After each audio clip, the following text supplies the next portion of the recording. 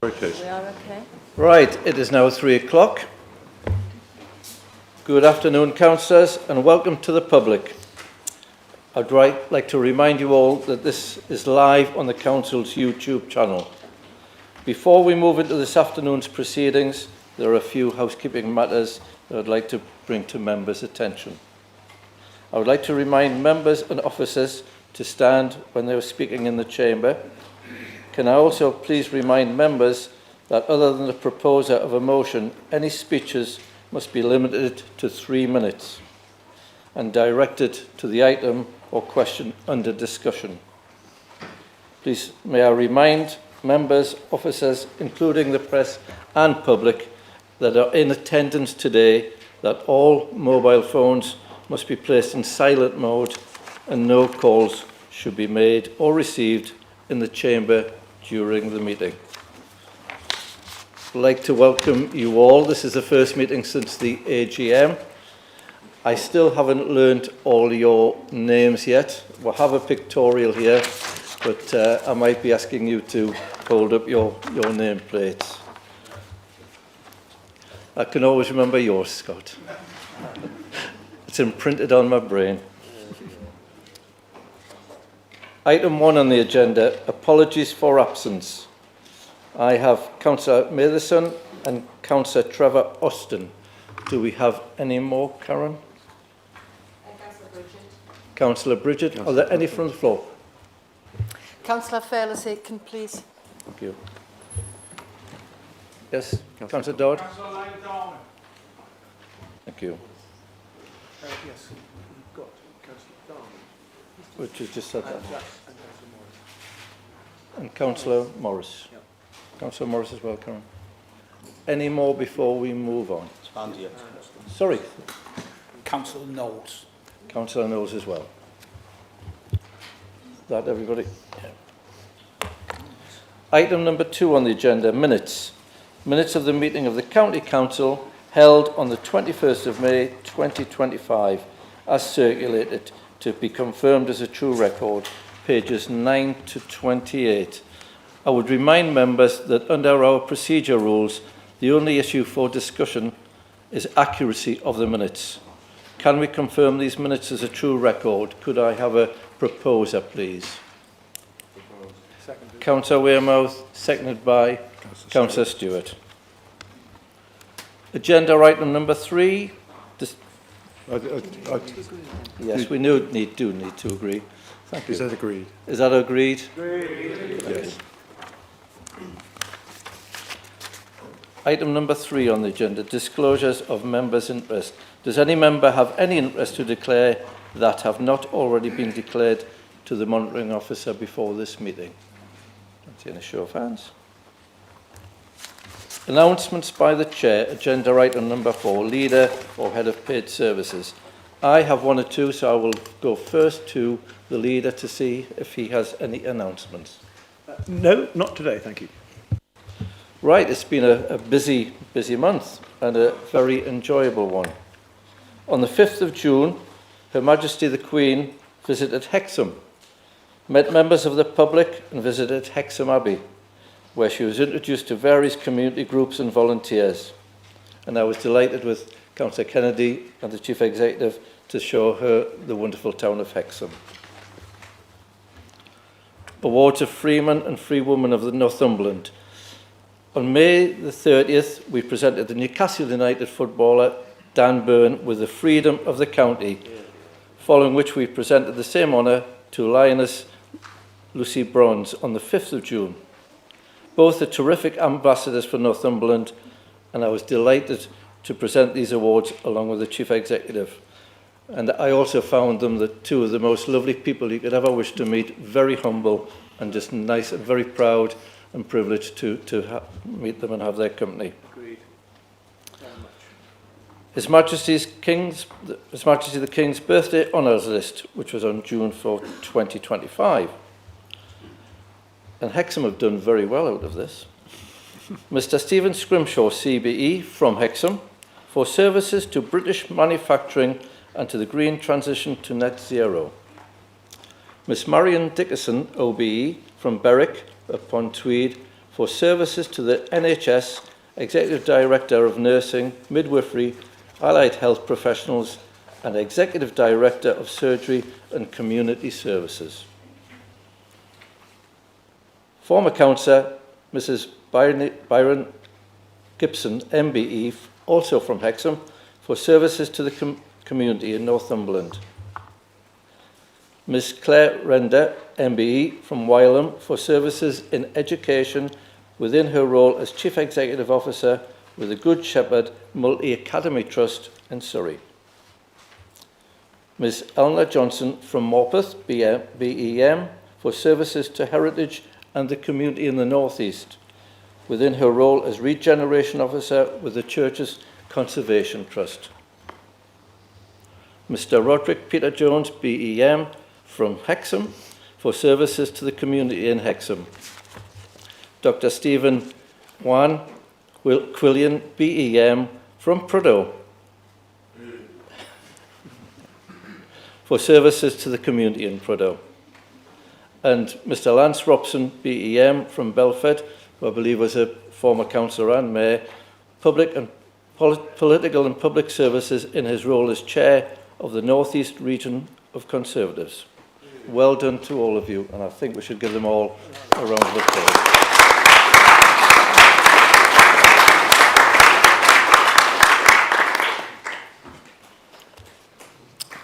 Agenda item number 5, public questions.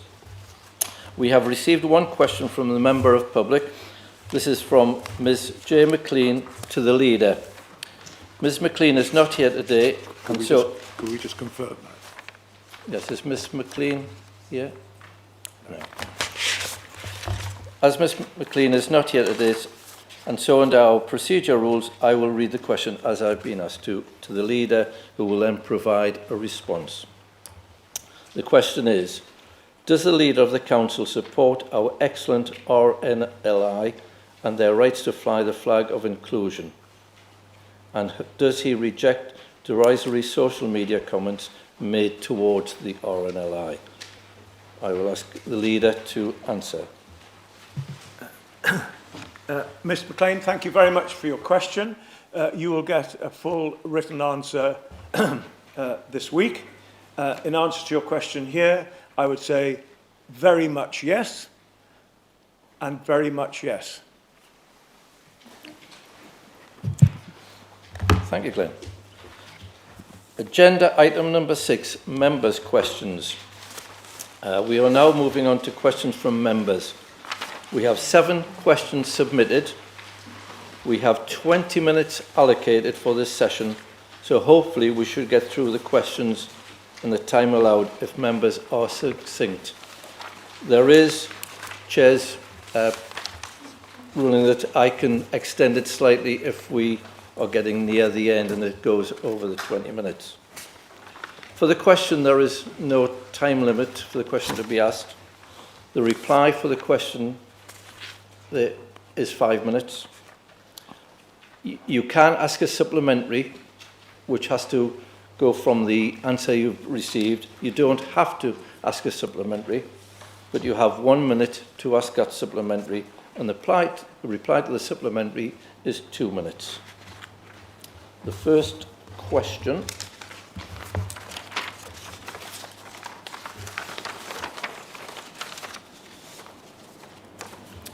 is from Councillor Hill to Councillor Horncastle. Councillor Hill. Thank you, Chair. Local authorities have statutory duties in relation to the provision of interim, otherwise known as emergency accommodation. So in other words, if you're a priority housing need, the local authority has to find you temporary accommodation before a more permanent solution. How adequate do you consider NCC's arrangements for this to be across the county and specifically in Berwick? Councillor Hill. Councillor Horncastle. Thank you, Councillor Hill. We have 63 temporary accommodation units in the main market towns of Northumberland. In Berwick, we currently have 5 such units, and we are currently evaluating the need for the full range of specialist housing stroke accommodation in all parts of the county.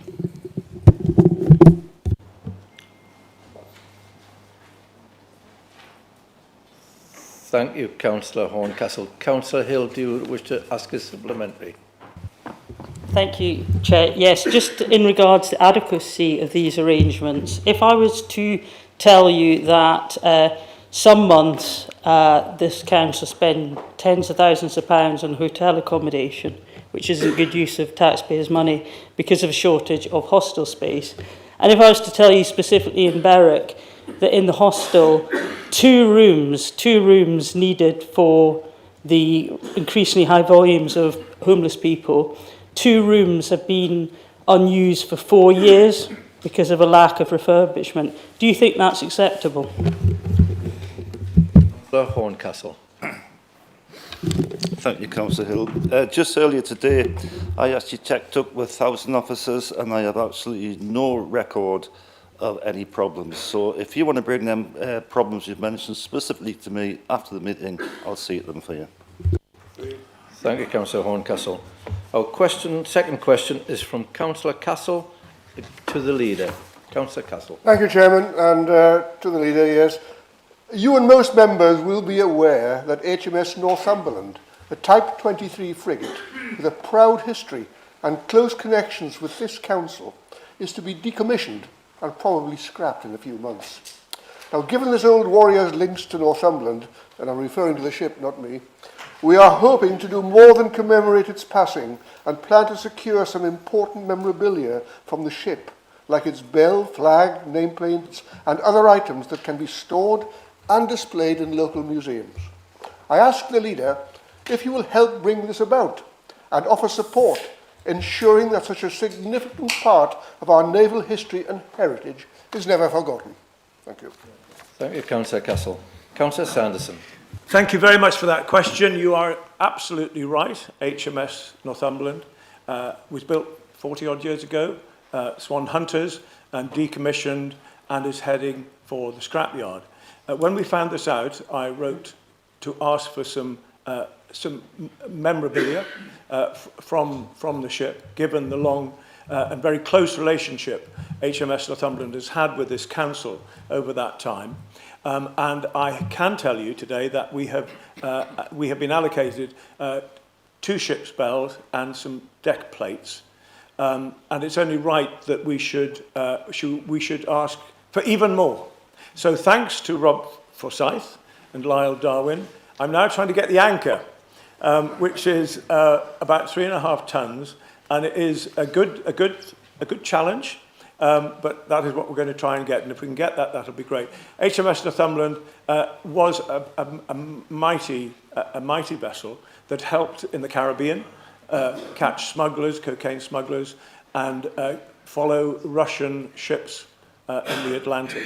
It was a great vessel. Her company was second to none. Our relationship was very strong, and hopefully by doing this, I may not get the anchor, but by getting this memorabilia, I want us to hold in November a commemoration event, and I think it's only right that we invite some of the ship's company and perhaps 1 or 2 of the former commanding officers to come and meet us to say thank you for everything that you did. Thank you, Councillor Sanderson.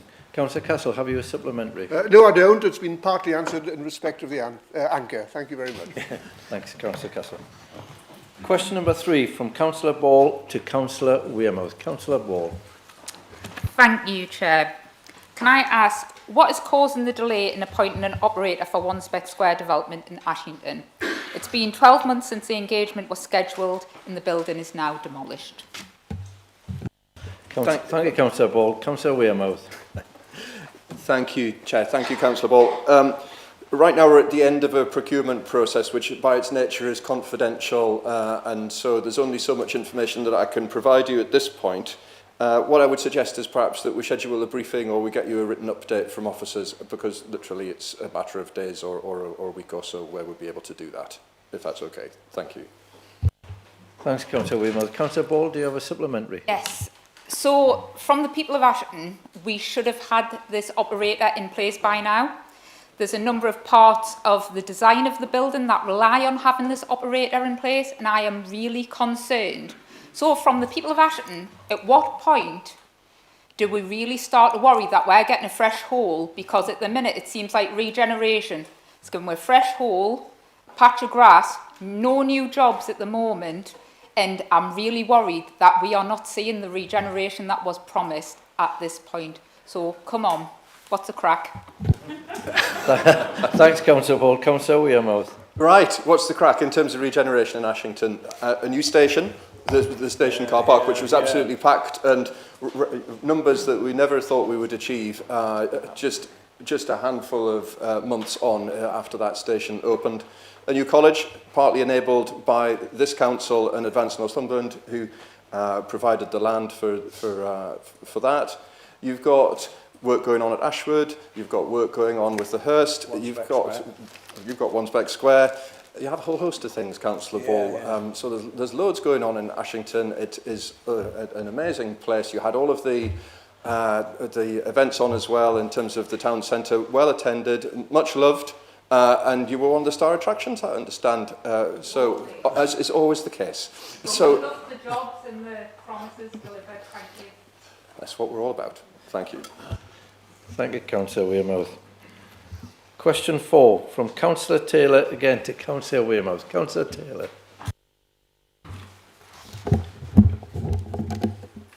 I've been part of Bedlington Borderlands Group for 4 years now. And as a group, we've identified around 30 different projects. We're advised at the beginning of the 4 years that there was £3 million in the pot. However, it seems that after 4 long years, there's one emerging project, which is for a cafe, which is to be situated on the station at Bedlington. This is looking for NCC funding. So when will the actual Borderlands funding be utilised, and when will we see investment into the remaining projects, such as the old council offices? Thank you. Thanks, Councillor Taylor. Councillor Wearmouth. Thank you, Chair. Thank you, Councillor Taylor. The situation when it comes to Borderlands is that ultimately there has to be a project sponsor and there has to be a business plan that can be achieved and can go through the various Borderlands processes. The cafe has gone through that process, or is going through that process, and can now be realised, and we're looking forward to it being open soon after the station is indeed open. And to just follow up on from our comments from Councillor Ball, I'm sure that the station will be a huge success. We've had, I think it's 400,000 users of the railway so far over the course of about 6 months. We were anticipating, I think, in the 2030s that we might reach around about 900,000. So to get to that level so quickly just shows how much opportunity there is in places like Bedlington Station. The council offices and a whole host of other projects are in the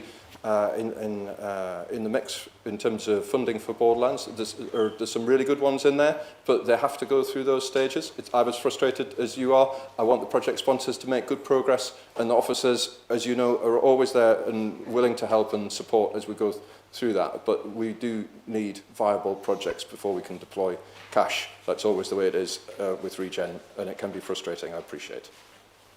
Thank you, Councillor Wearmouth. Councillor Taylor, have you a supplementary? Can you make me a promise that by the end of year 5, which we're in now, there's going to be some movement from the regeneration officers and ourselves on moving some of those projects forward? Yes. Councillor Wearmouth. Yes, I don't know what that will look like, what it will be, because it's defined by other outside organisations in terms of some of the sponsors and users of the buildings. But that's where I want to be, and I see no reason why we can't get there, Councillor Taylor. Thank you. Thanks, Councillor Wearmouth. Question 5, Councillor Peart to the leader. Councillor Peart. Yes, we would like to raise some concern about the members' inquiry system, the lack of transparency around which our officers are responding, and the fact that members were not consulted on the implementation. It remains unclear who made the decision to adopt this system, and it's increasingly frustrating. Along with other major changes, such as the move to go paperless, appears to have been more officer-led than member-led. As elected representatives, we believe residents expect us to be central in decision-making, yet the current process undermines that role. We value hard copies not only for readability, but for tracking changes in key documents like the Constitution. We therefore seek clarification on whose initiative the portal was implemented, whether members were consulted or gave sign-off, and why such decisions continue to be made without meaningful member input. More broadly, we're concerned that the governance within the Council is becoming increasingly officer-driven, with members sidelined in a way that is both undemocratic and frustrating. Thank you, Councillor. Councillor Sanderson. Well, I have to say, first of all, congratulations on getting 3 questions in one. But I have to say, you know, that's a sort of cold negative kind of question. But I'll answer the 3 points as you would like me to. The first one is around when did we make the decision to streamline and begin our member inquiries system. That was made last year, largely on the back of recommendations from the Member Services Working Group, cross-party group, that said there was sometimes an inconsistency around officer replies, sometimes an inconsistency around the type of reply. So we thought it would be better to set the system up, and that way we can monitor, we can process, and we can action all of these members' inquiries in a timely way. And we know that there's been something, an enormous figure just in the last couple of months, I think 400 or something like that, of which 87% have been answered within 6 days. Now, I wrote to all group leaders, including yourself, and I explained that that's what this is for. We will ask the scrutiny function to have a look at this later on to see how it's working. But in the meantime, we've made that commitment to do it this way, which is the right way to do it. I also said in the letter that I wrote to all group leaders, this is for issues that aren't urgent. If you have an urgent issue, you ring the relevant officer team. Simple. So that is as it always has been and as it always will be. And we hope very much that the word urgent is used sparingly and meaningfully and correctly. But that's what we're here for, to get action in our wards, and that's what you're going to get. And if it's urgent, that's how you're going to do it. Next one, question number 2, or question 1 brackets B. On point 2, is the council member-led or officer-led? I'm afraid to say it's neither. Either. It's team-led. And I'm incredibly grateful to the officer team I have round about me and my officer through all stages of the council to make sure that we do this together. And if you any doubt, you know, come along and listen to a cabinet meeting sometime. Point 3 is we have got to make some savings ourselves. We cannot expect the council and the staff to make savings without making some savings ourselves. Now, the move to a more modern way of receiving agendas and so on saves us £27,000 in postage, and that's a lot of money, and that's what we're going to continue to do. I would remind you that all members receive a very good allowance, and they can spend that allowance on buying a printer if they want to print out their own copies, and paper to do it on. But we will keep where we are. We will make it work. And the feedback I've had from almost everyone is, it's fine. That's where we are, and we'll make it work. Thank you, Councillor Sanderson. Councillor Pearce, have you supplementary? Sorry, Councillor? Could you stand when you speak, please? No supplementary. Thank you. Question 6, Councillor Elliott to the Leader. Thank you, Chair. I've reviewed many Section 106 developer contribution agreements for my ward and use them, Blythe, and found that trigger points to collect the monies in have been missed.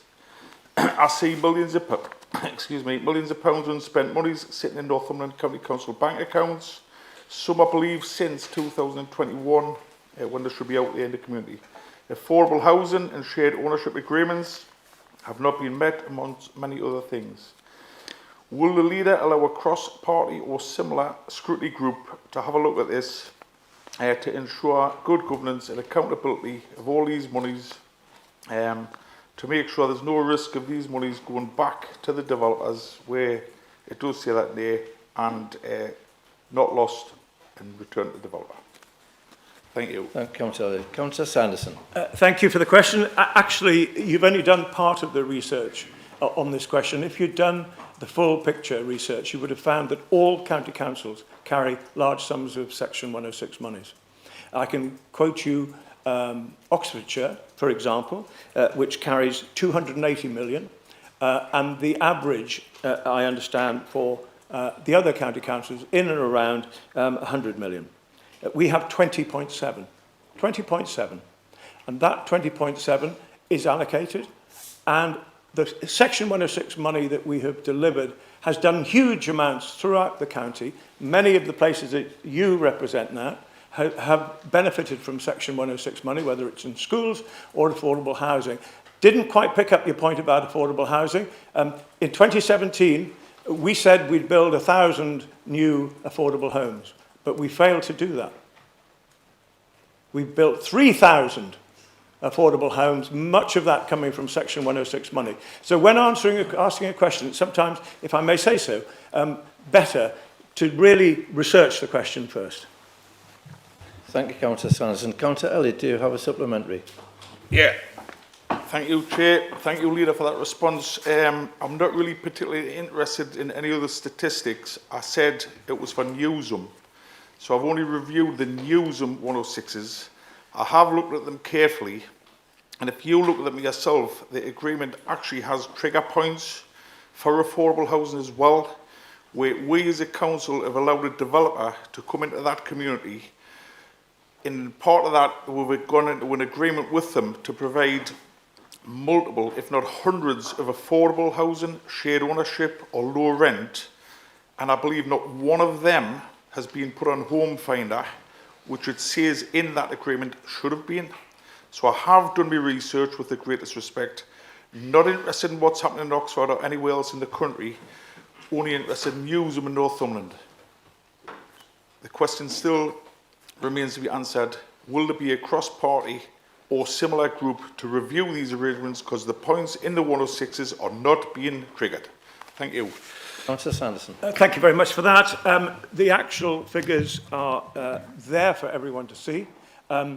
It may be that the scrutiny chairs might decide that they want to have a look at Section 106 monies and some of the success that those monies have brought. That's up to scrutiny. It's not up to me, but I will leave that one with them.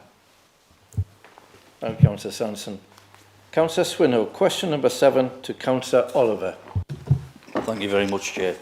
To Councillor Oliver, how many empty council houses are currently stood empty in Northumberland that aren't paying council tax, and how many empty properties unoccupied are? Thank you. Thank you. Councillor Oliver. Thank you, Councillor Swinhoe, and thank you very much for highlighting an area where the council, I think, is performing extremely well, and performance has increased fairly dramatically over recent years. We currently have 180 empty properties that are actually voids, and we pay council tax on all of them. So there are no properties in Northumberland owned by the council where the council isn't paying council tax.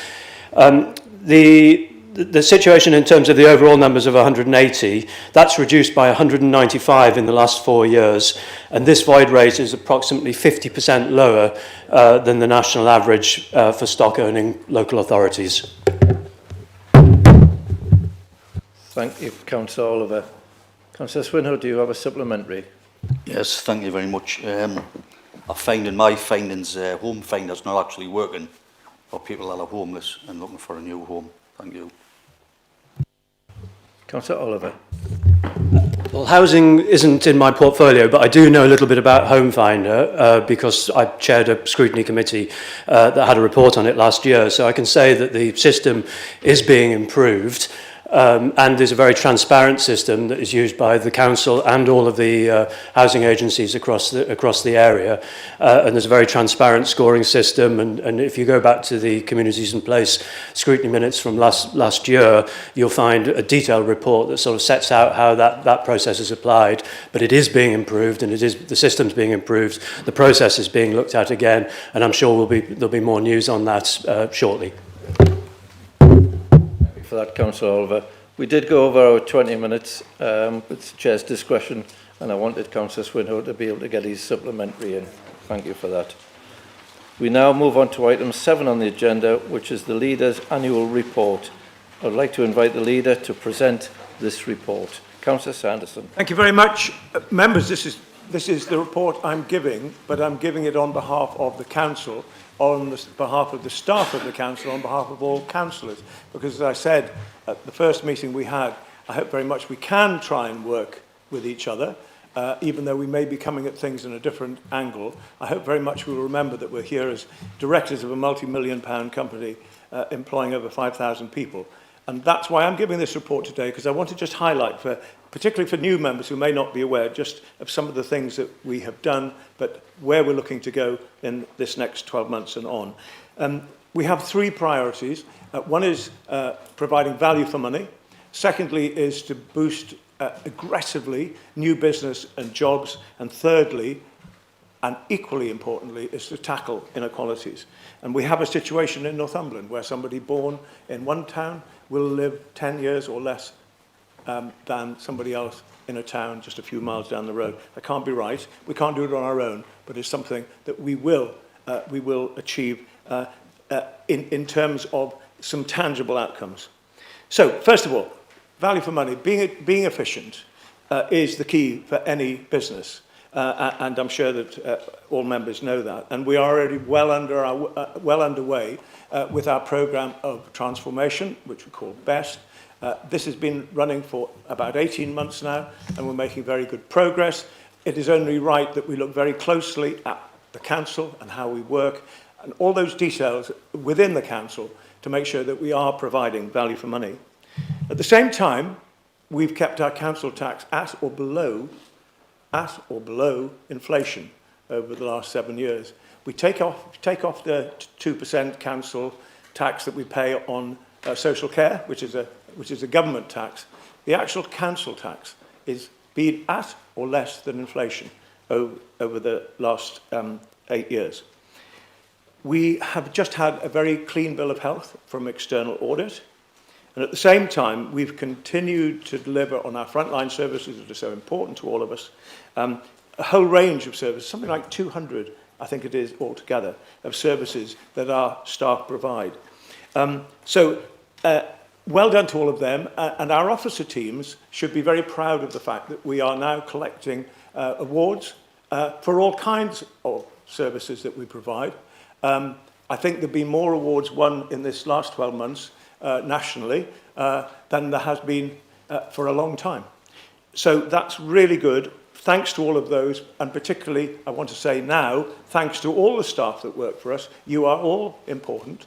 You are all part of the team. Turning to economic growth, we know of some of the successes that we've had and the fact that our commitment and our ambition and our entrepreneurialism remains intact as we go forward into this year. We know we have got JDR cables up and running. We know that soon we will have QTS beginning to build the £10 billion data centre campus, one of the largest investments in Europe that's ever been seen. And we know that out of that deal, our £110 million will be ring-fenced for providing new jobs and new business. And independent analysis shows that that could provide up to 5,000 new jobs just from that fund alone. We will continue to build on our Borderlands programme in places like Prudhoe, where we will see the East Centre up and running as soon as we possibly can. So we don't want to have any more talking, we want to get on with it. So we're very proud of that, and we are also very proud of the fact one of the few councils that still offer free town centre car parking. Why do we do that? It costs us millions of pounds every year. We do it because we want to support the businesses in those market towns, and we want to support and help our residents find easy to find and free to park places in the towns that they want to visit. And Richard's already mentioned the Northumberland line. We now have a new branded train called the Northumbrian, and Richard is right to say that we have just passed the 400,000 passenger in just over about 7 months. And that's extraordinary. No one foresaw that happening. We have another station opening later on this year, and the final 2 will be built next year and complete. It's a success story that is nationally important, and we're very proud. And I hope you are too, of that success that Northumberland County Council has created. And finally, on tackling inequalities.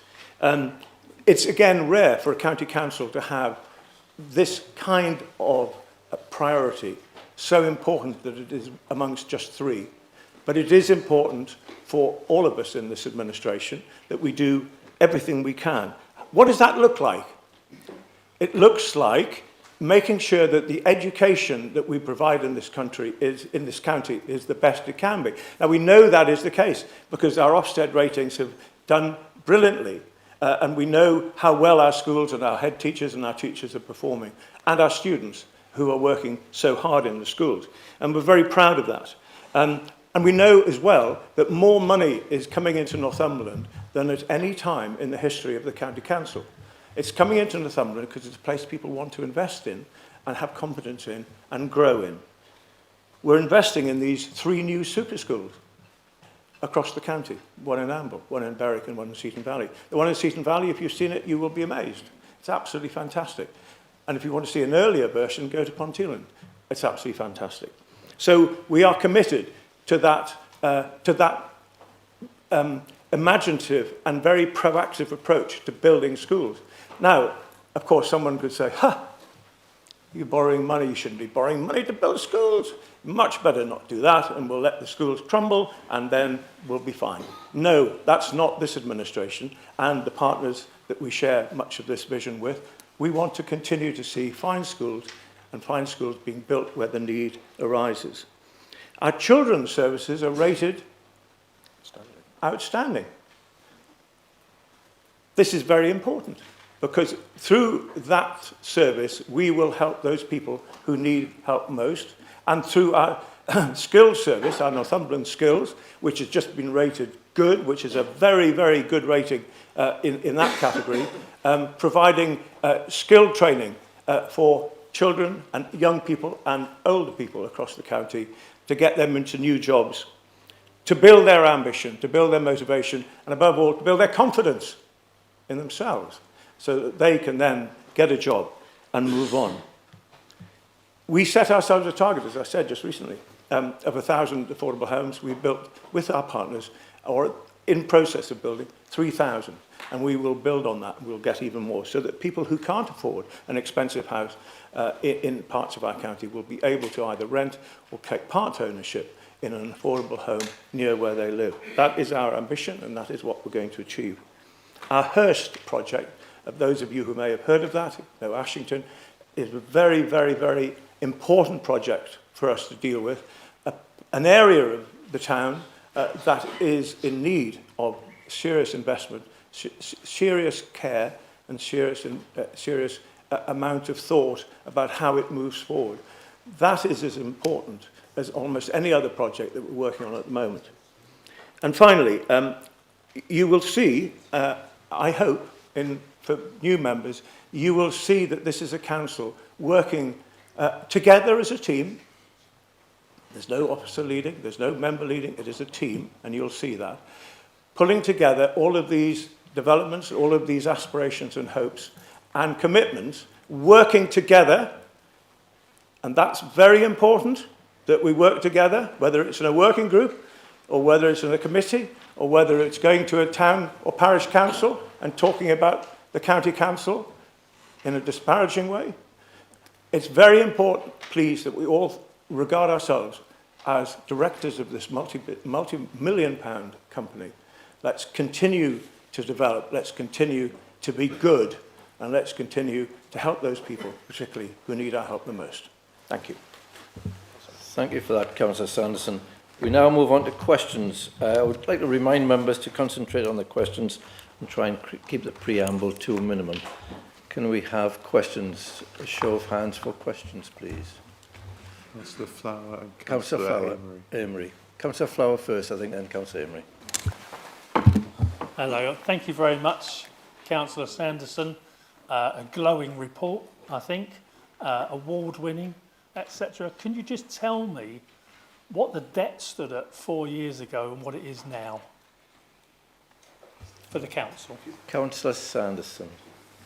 The debt is, I can't remember exactly today, I think it's 700 and something.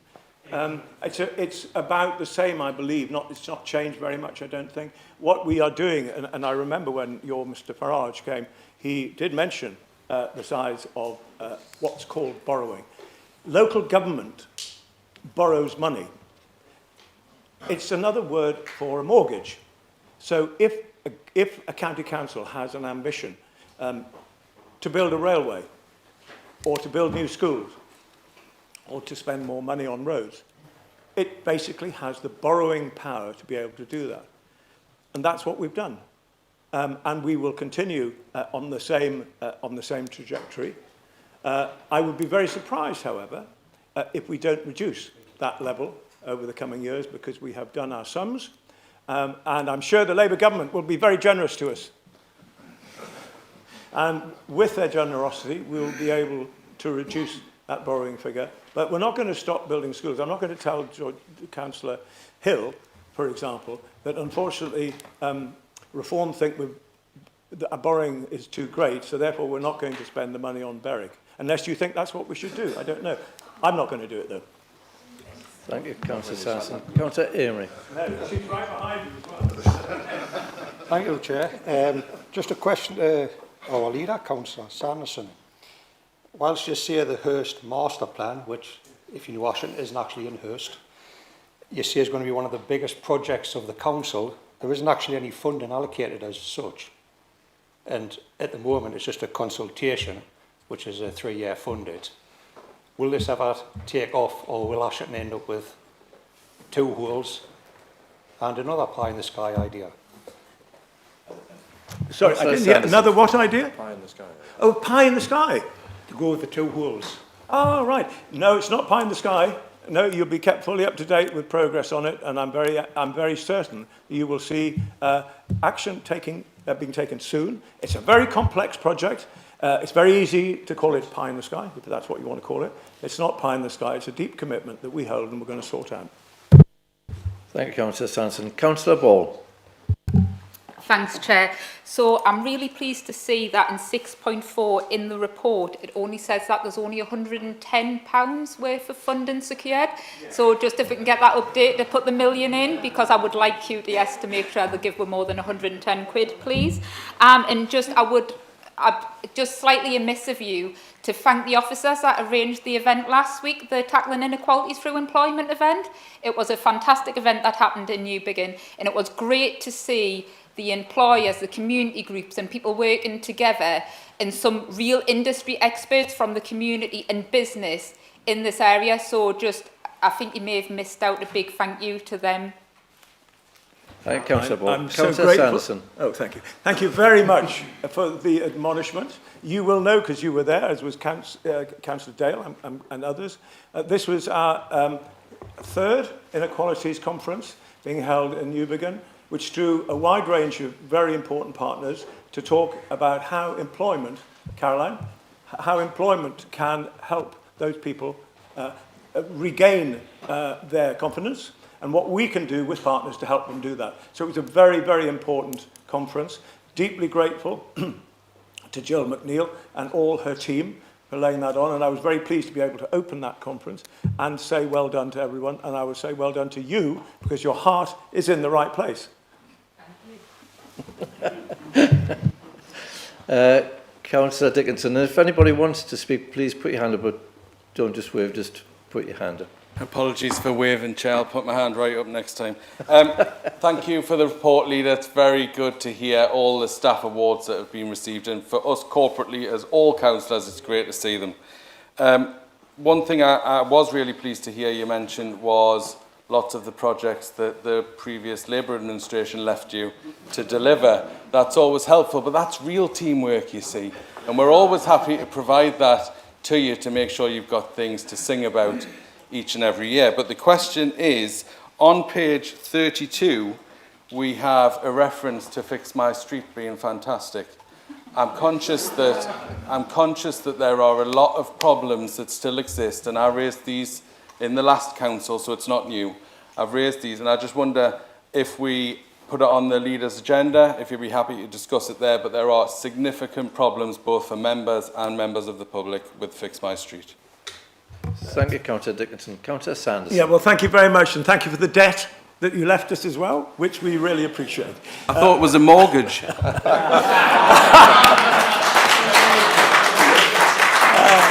Good one, right. Touche. It was a 100% one. Yeah, okay. So anyway, so thank you for that. On Fix My Street, we are working on this at the moment. What we want to do is to look at the LCP process, and I will be talking to you and other group leaders about that quite soon now. And that will include, if you like, a cleanse, in inverted commas, of Fix My Street. You will find people who laugh. Some of these councillors here laughed.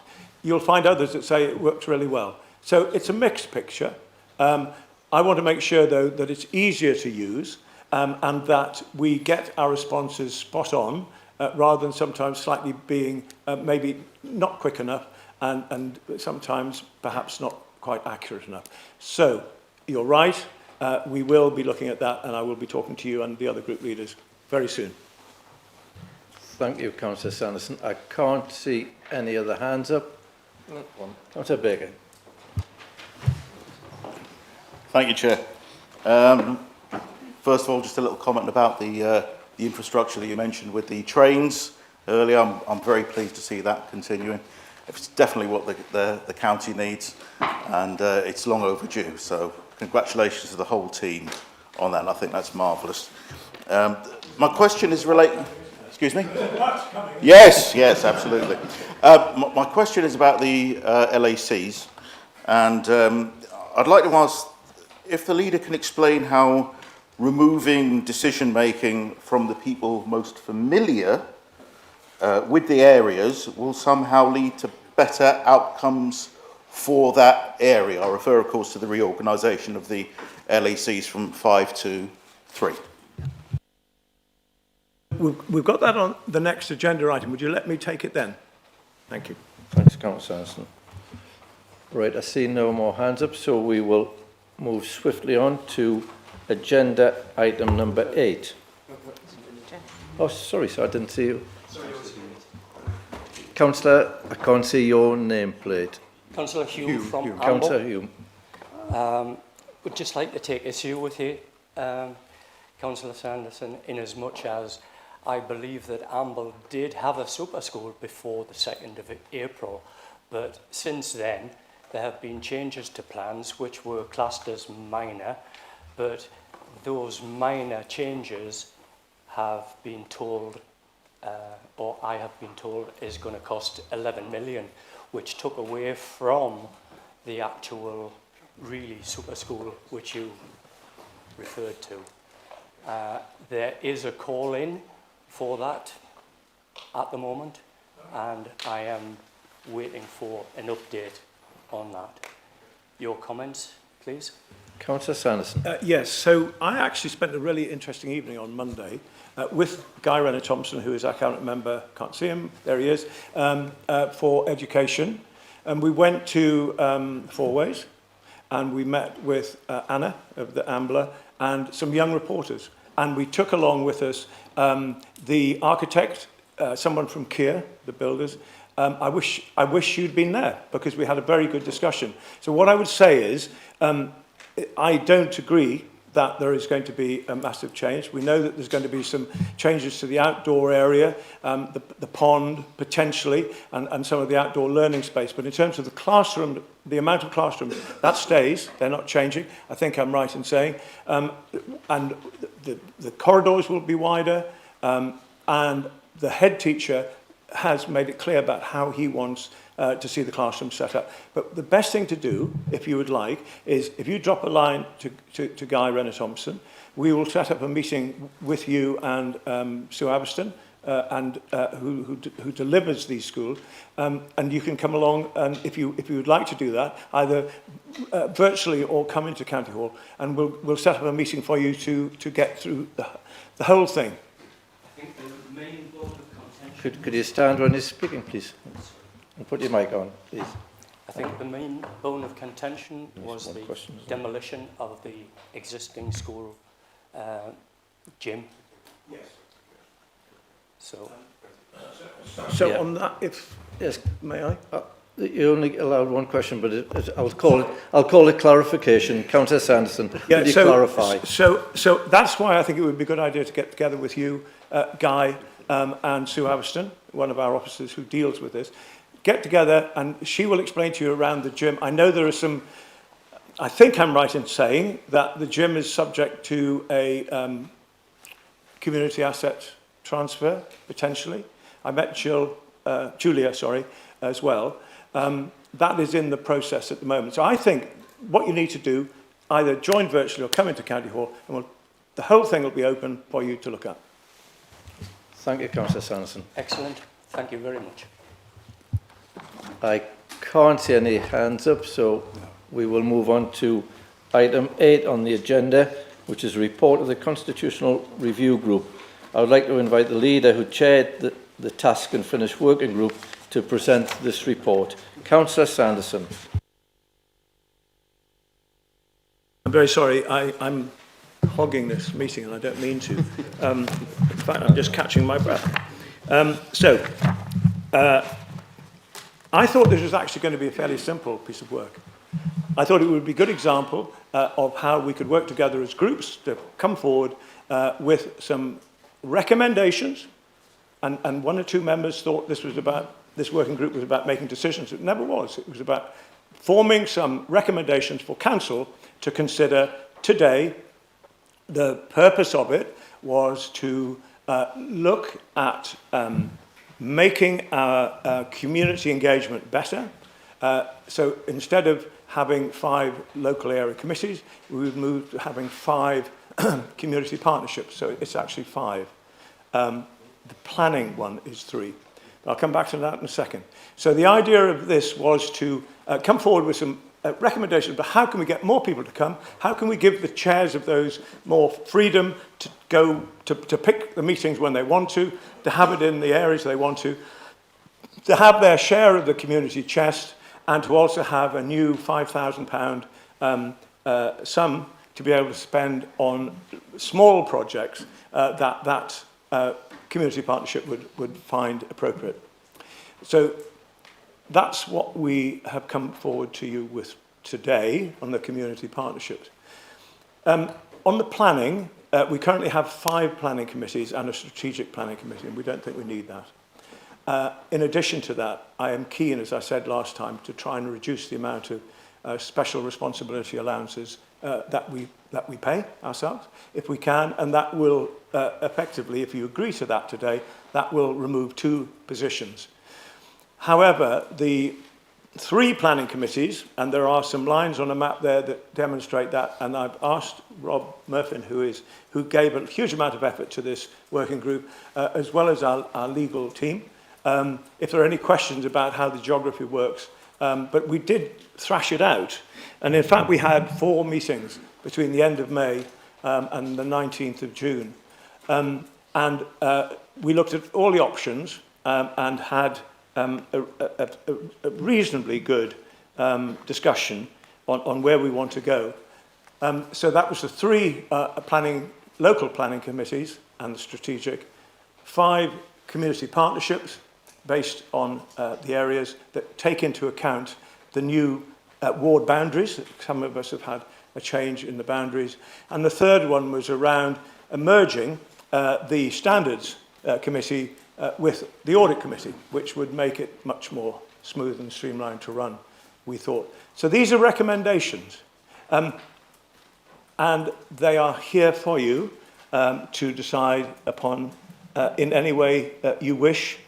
I am very keen, though, if we can, move forward today, because I want to get the committees up and running, because we can't wait any longer for that. And I want to also try and save some money. And thirdly, I want to get the independent remuneration panel up and running, get them invited to come and look at what these positions would look like in terms of remuneration, and indeed for the council as a whole, with the idea that if they can come forward with some recommendations, if we agree that, I would then want to freeze those for the period of this administration. So that's where we are. Any delay is in my opinion, not on, because we're running a business here and we can't afford to delay. We have to make decisions and we have to make them quickly. Those members who don't want to be part of those decisions are, of course, entirely within their rights to not play a part. But I had hoped that all groups would play their part, and I thank nearly all of them for that. And I thank the officers very much for all their time that they spent on this. And remember that the officers at the time not only had their own work to do, they also were running this very complex member training session as well for members. So they kind of had their hands quite full, but they nevertheless devoted plenty of time, 4 meetings worth, and 45 pages of minutes of those 4 meetings. So there we are. It's your decision. I would very much like to be able to move on if we possibly can, though. Thank you. Thank you, Councillor Sanderson. Councillor Sanderson is proposing the recommendations. Could I have a seconder? Councillor Oliver. We now move on to debate. Now, it is debate, not questions. So, Councillor Baker, I know you had a question. If you can change your question into a bit of debate, please go ahead first. Does Councillor Oliver wish to speak now? Yeah, Councillor Oliver, do you want to speak now? Speak a bit later. Yeah. Sorry, Chair, could I speak a bit later? Certainly. Thank you. Councillor Carson. Councillor Dickinson, you were waving your hand again. Well, believe it or not, that was to second it, Chair, because all right. It's been a cross-party piece of work that we've all been involved in. What we need to remember is that this was proposed at the last full council when we were all here. And what we said was we create a task and finish group to look at this in great speed and produce something for this council, the same councillors, to look at again on the 2nd of July. And here we are. It's not often we stick to a timescale, but we have this time. I think for me, it is very important that the planning committees are agreed today and up and running. People out there are paying money to this council for decisions to be made and things to be done. We've got things in the communities that need to be built and get on with, and any delay today will just upset that even further. I think the group debated quite some time. Believe it or not, we spent nearly 40 minutes on the name of a particular thing. And I'm pleased to say we came back to the name I think I proposed in the beginning, but we won't go there. And those community partnerships will really engage, bring the council down to earth with regular voters and make sure that we can have some meaningful engagement with stakeholders and others. Another critical reason why this is approved today, because actually our residents are starting to wonder where we are and what we're doing because nothing's functioning out there. Yeah. It was really important that this piece of work was done. It saves money, it streamlines things, it modernises the approach, and actually it recognises that LACs were not working properly, and what we've done is we've taken on board all of our elected groups' comments and that of our voters and put that into this working group. I have to say, Stephen and everybody who's been around the table on this have put a lot of time and effort in. I think at the last meeting we agreed that it had to be people nominated to that group who could give the time and meet when and as it was called, which the majority of us did, and it was quite a reasonable experience. I think the third thing relating to audit and standards, that's really important too. It streamlines us with the rest of the region where all the other councils, the combined authority and others, all have these committees aligned. It makes absolute sense. It happens elsewhere. Most of us have been on or part of representing on those dual committees, and it works incredibly well. So there's absolutely no risk here unless this isn't passed today and we stall further and don't get on with the business we're actually sent here to do, believe it or not. Yep. Thank you for that, Councillor Dickinson. Councillor Kennedy. Thank you. I would just like to agree with the paper put forward. I think it is very sensible. I think this is a reasonable reform of the makeup of how the council will operate going forward. I think we all recognise that the adjustments to the planning committees is fair and reasonable. The adjustments to the local area committees also is fair and reasonable.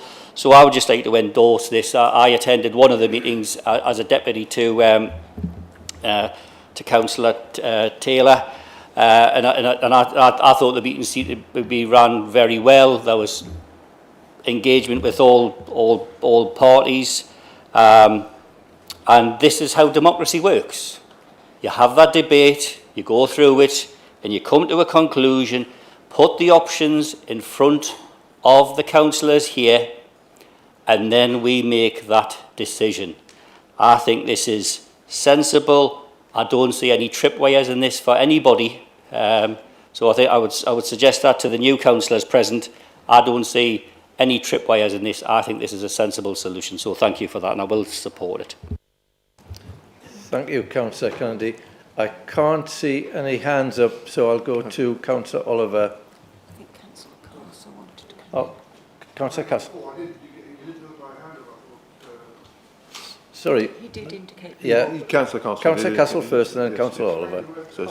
Actually, much has been said to the credit of those who have spoken thus far. I was hoping that I wouldn't have to defend what seems to me a proper evolution. I've been chair of the local area committee, used to be called a council, in the north area for some years, and also the briefing team, that all the LACs come together. And it's clear that some work quite well, others could work better. What we do have to accept that this is the most sparsely populated county in England, and this unitary authority has a bigger geographical space to deal with than any other. So we have to have outreach of some kind, and that's what this is about. That doesn't just mean ticking the box, it means making sure it works to the best in the best possible way. And this is a way of evolving, bringing police on board, and getting parish councillors to realise that this is a means of enhancing their role, not just phoning up the local councillor to get something done, which tended to happen. But I think this is a way of making it happen better. And can I finally add about the local area planning committees? Yes, and what didn't make a lot of rational sense to have a chair and vice chair of the LAC, then a chair and vice chair of the planning committee. It was not really very efficient, and this is much better, but I must stress, can we have it going as soon as possible? I, as Rob Murphy knows, have had a very hard time from an applicant, wondering what's going on, why the delays have taken place on their application, which seemed reasonable and should have been dealt with by now. We can't delay it any further. Let's get on with it. It's so important. Thank you, Chair. Thank you, Councillor Castle. Councillor Dale. Thank you very much. Can I just say, I have read all the documents, and I've read all the terms of reference, etc. I have no problems with the audit and the standard board amalgamating. I'm actually on other boards that do that already. I think what I would like to say is that actually going back, we have had local area committees since 2008, and that was to show when we had LGR that all the district councils weren't forgotten. So as a district council, they went, but don't worry, we've got a local area committee in place. There was also a county council partnership in place as well, which used to go out to the area committees, areas, or the local government areas, and have a chat with them as well. They never actually produced anything. We used to have the budget, and I used to have to stand up and ask the question of the county council. Normal practice went on. However, the local area committees, when they first started, they've actually never been communicated to the residents. We never actually send advertisements out, say, come and join us, be part of, come in, see us, what do you want on the agenda? What do you want? We've met consistently all this time. We did have at the very beginning some people who used to pop in, and there happened to be arguments. It got politically, certainly in our area, it got politically not very nice. And actually, in the end, if we asked anything for the chairman, it had to then go to the chairman's body, the chairman's group, to decide whether we could or wasn't. That's not democracy, because all our areas are different. We all want different things, and we all have different ideas about how we can deliver. So I think what we need to do is, as far as the area committees, I think your terms of reference are far too big. Or the area partnerships, the local partnerships, they're far too big. Go to Durham. Durham have a really good setup. Look at their terms of reference. And they actually say it very quickly in about 4 terms. So I think what you maybe need to do is, if we're having the area committees, let the area committees have a look and see what terms of reference they want in their particular area. Because we all deliver different things. So in the rural areas, the parishes deliver play parks. In the urban areas, generally the council. There's all kinds of things we can look at. Some have people hospitals, some people have other things. But we need to know exactly and put in place what we want for different local area committee, area partnerships, if we're going to make it work. And if we're going to engage with the people, we have to communicate with them. We have to advertise. We have to populate Facebook, whatever you like. But they need to know and actually say, come along and ask and help us set your agenda, because it's we want to listen to you. And I know we've had them all before. We've had meetings with police, etc. Everybody's been on board. And actually, we couldn't have a proper debate. That's your 3 minutes, Councillor Dale. So can I just ask very quickly then, one other one. Planning, I think you need to look at the consistency of planning applications, because there's complaints about that. But also, you talk about cutting the remuneration panel. Councillor Dale, you've had your time. Please, thank you. Thank you. Councillor Robinson. Thank you, Chair. I haven't really been a fan of the LACs since day one, because I don't think they realised the potential. What they did have, the good thing about them was we had access to officers who attended those meetings. And we could disseminate the information they gave us and updates, and we could ask them questions directly to the face and get answers more or less straight away. So that was a good thing, and I'm concerned that we're going to lose that with what you're proposing. Thank you, Councillor Robinson. Councillor Ball. Thanks, Chair. So first off, I just want to say thank you to the cross-party working group, because everybody from all the different parties was involved in bringing this together, and I believe voted on to bring it here. So, number one, thanks for bringing this report. Personally, I think this is a good thing. We're going to save money, stop duplication of staff, people who are in audit and standards coming together. So I personally think this has got to be a good thing. And I think getting back into the community and actually having dialogue with the people that we represent, the community groups, the organisations, the community chest, actually, this is what we're meant to be about as well. So we've got the formality of being here today in full council, but actually being out in the communities and speaking to people and giving them a voice. Is that not what we're also meant to be a part of as well? So I welcome this. I think it cuts down on waste, duplication. And personally, I want to see the planning officers getting rid of some of that backlog, because they're very busy as well. And I think let's get rid of the duplication. Let's back out in the community, and let's start speaking to people, and let's really be the voice of people again. And let's, for goodness sake, get back to meetings, because I was excited to come to full council today, because it's been that long. So come on, let's get back into committees. And I've really missed this, and Rob knows how much I love planning. So come on, let's get back to what we're actually here to do as well. Thank you, Chair. Thank you, Councillor Ball. Councillor Baker, I did say before you were trying to ask a question. It is debate, but did you want to turn your question into debate? I just think because Councillor Sanderson mentioned it.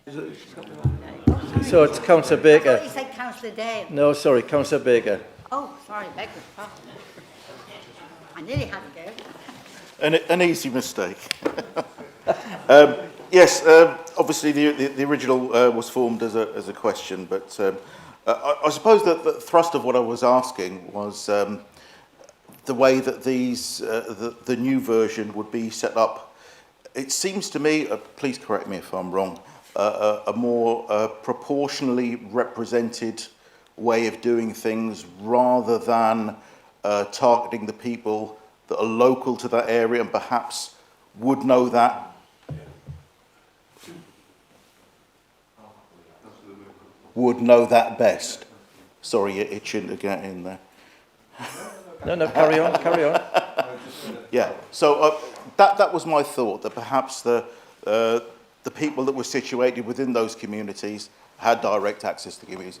Perhaps that would be a better way to go. And I understand about the outreach as well, but there's nothing stopping us from doing that outreach within the structure that currently exists. Are you? Before, I know Councillor Wearmouth wanted to speak, but Councillor Oliver, could you answer that question? Well, I'm happy to speak.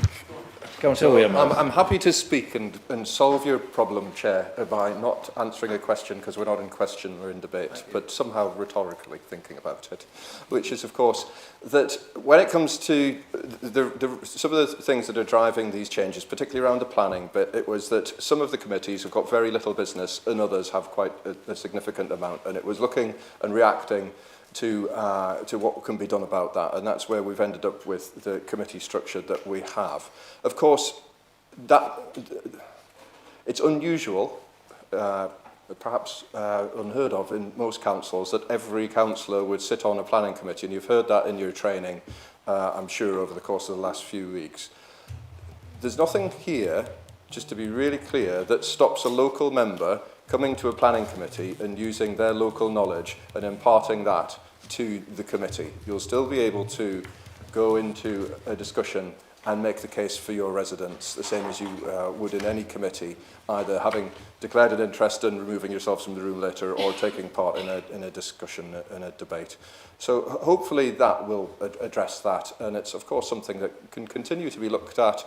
We're an engaging and listening council. We're constantly reacting to what we see in front of us, and I'm sure that the new arrangements will work. And in rhetorical answer to Councillor Dale's question, is that LACs do all of these things already. They go into the community and they're able to bring items onto their own agenda and create their own workload to some degree, or significant degree, and that's for those chairs to do that. And if you've got questions for your chairs that you think that your communities would be interested in, then that's how you would establish that. You would bring that to the chair, you would say this is something that we want to consider here, and I'm sure that they will listen, because all of our chairs, in my experience, have been very good at that. I don't know how you solve the question of members of the public not desperately coming into a council meeting. Really frustrating. You would think that we would be overrun, but we mustn't put on a good enough show, Councillor Dale, is all I can imagine. Here we go. Thank you, Councillor Wearmouth. There's no hands up, so I'm going to go straight to Councillor. You can only speak once. Councillor Oliver. Yeah, thank you, Chair. I mean, I think most of the comments I was going to make have already been made. I think possibly this report is a bit of a misnomer in the title. Rather than being called a constitution review, it could have been called improving local democracy or local engagement. I think the local area councils or committees, as many of us have sat through for the last 8 years, have been variable. Some of the meetings have been very interesting, some of them have been very, very dull. And the one thing that's been constant is the lack of community engagement. So I do think what we're suggesting now gives the chairs and the committees themselves the opportunity to actually work on improving that engagement, and maybe offering more biscuits would help. I think this report also sort of goes along with the recommendations that we'll look at later of the remuneration panel in terms of reducing cost, and it improves the flexibility. On the planning, another really important point that hasn't yet been made is this has the potential to improve the quality of decision making, because not all members want to be or have the sort of natural aptitude to be interested in planning. And so therefore we can now create planning committees with people that have more of an interest in it, and hopefully that will improve the quality of decision making and reduce the number of appeals lost. And also, the other thing is that this is taking into account some government changes. There have been some changes in the National Planning Policy Framework about local planning committees, and we're trying to sort of anticipate these changes and head them off and put the requirements that government are going to be making of us very shortly in place, so that we can hit the ground running. And then the final point on the standards and audit, it's a no-brainer, as Councillor Ball said, it will save money. Thank you. Thank you, Councillor Oliver. We've had a really good, robust debate. We will now go to the vote, please. All those in favour, please show your hands. Do you want to take a count? If we just keep your hands there so we can count.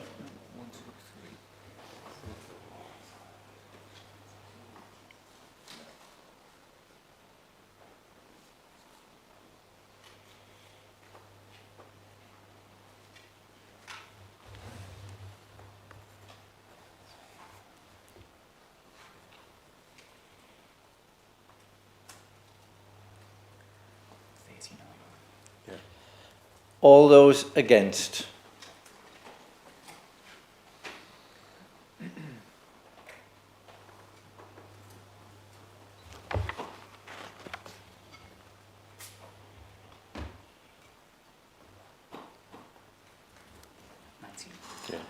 And abstentions?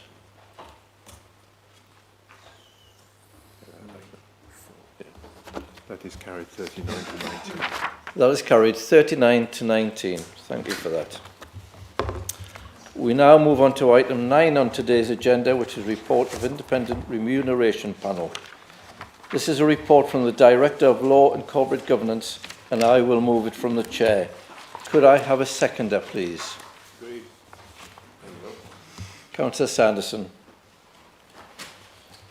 We now move on to the debate. Does anybody wish to speak on this item? No. Should we just move to the vote? Excellent. We will now move to the vote. All those in favour, please show your hands.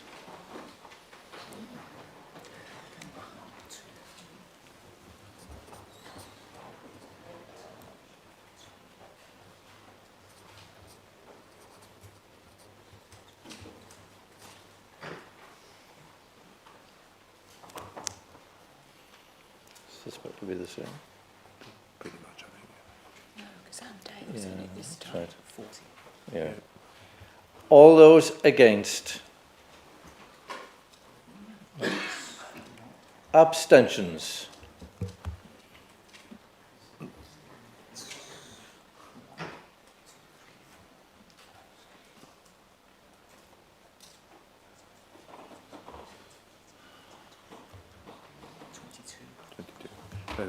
That is carried 39 for, none against. 40.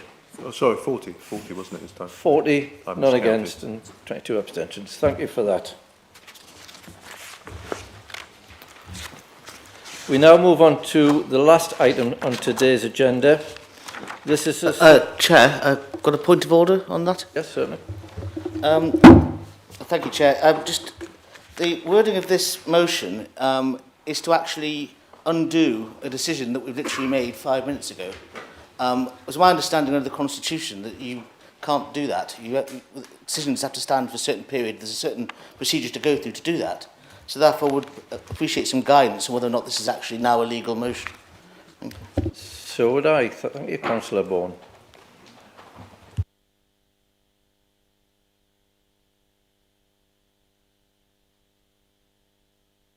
I think it was sorted. Yep. It's on the agenda, it's tabled, so we will go through with the motion. If you don't like the motion, then you can vote against it. Or if you like the motion, then you can vote for it. This is a motion submitted under the Council's procedure rules received by Democratic Services on the 17th of June 2025 and amended to its current form by submission dated the 26th of June 2025. I would remind members that the revised motion has been circulated to members and a copy is also available in the chamber. Before I move to Councillor Nicholson, I am mindful this is the first motion of notice of the new council. We have seen, so let me run through the procedure, which I think might assist members. Firstly, I will ask the proposer of the motion, Councillor Nicholson, to move the motion, and I will ask for a seconder. I will then ask Councillor Nicholson to make her speech in support of the motion.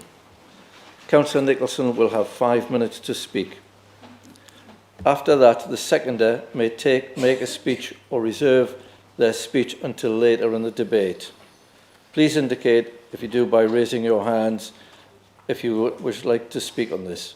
Members will have 3 minutes to make their speeches. No member may speak again except that of Councillor Nicholson, which will have the right to reply at the end of the debate. After debate has finished, we will move to the vote. I will ask this in favour, against or abstaining in the usual way. So I will now invite Councillor Nicholson to move and present her motion. Thank you, Chair.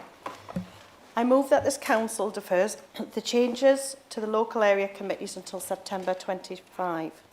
It's not a request to delay for delay's sake. In my opinion, rushed decisions don't deliver quality services.